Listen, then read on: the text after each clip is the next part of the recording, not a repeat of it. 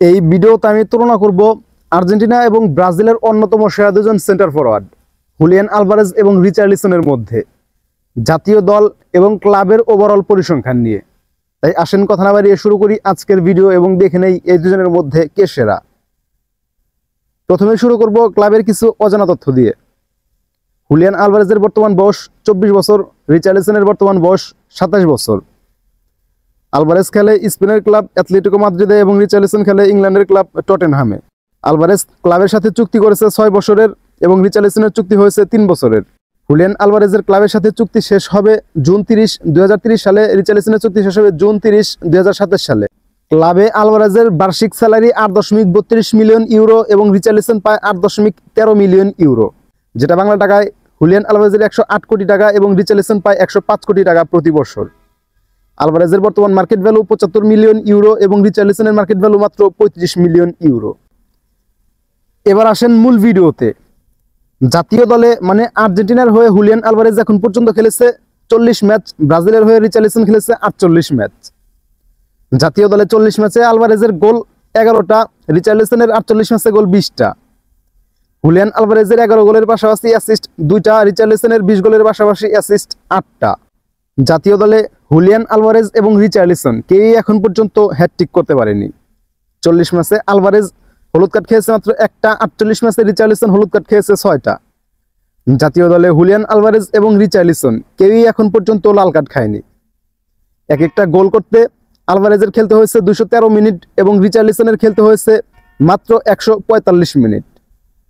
তাহলে জাতীয় দলের পরিসংখ্যানে স্কোরিং ফ্রিকুয়েন্সিতে রিচার্লিসন মোটামুটি অনেকটাই এগিয়ে আছে হুলিয়ান আলভারেজের চাইতে। জাতীয় দল গেল, এবার আসেন ক্লাবের পরিসংখ্যানে। ক্লাবের হয়ে হুলিয়ান আলভারেজ এবং রিচার্লিসন। আলভারেজ চ্যাম্পিয়ন্স লিগে এখন পর্যন্ত ম্যাচ খেলেছে মাত্র 21টা, রিচার্লিসন খেলেছে মাত্র 6টা। 21 ম্যাচে হুলিয়ান আলভারেজ গোল করেছে 9টা, 6 ম্যাচে রিচার্লিসনের গোল 2টা। ইউএফা চ্যাম্পিয়ন্স লিগে হুলিয়ান আলভারেজের অ্যাসিস্ট 4টা, রিচার্লিসনের কোনো অ্যাসিস্ট নেই।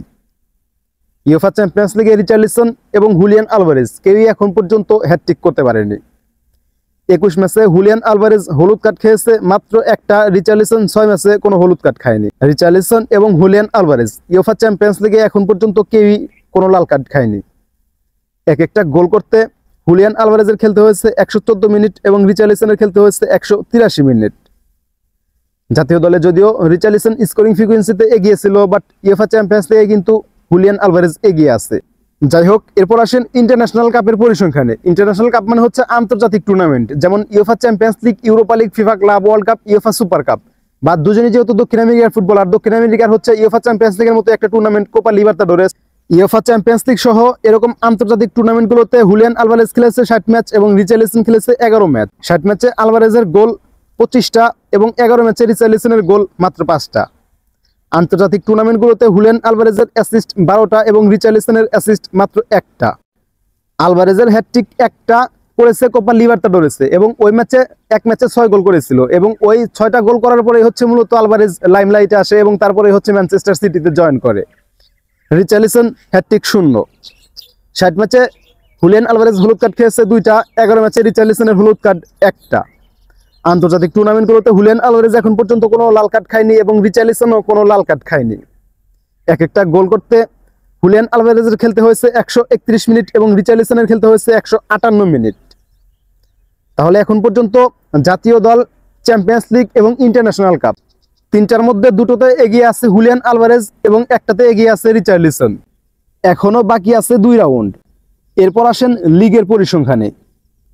হুলিয়ান আলভারেজ লিগে এখন পর্যন্ত সব মিলিয়ে খেলেছে 154 ম্যাচ এবং রিচার্লিসন খেলেছে 299 ম্যাচ। আলভারেজের লিগে এখন পর্যন্ত গোল 58টা, রিচার্লিসনের 299 ম্যাচে গোল 78টা।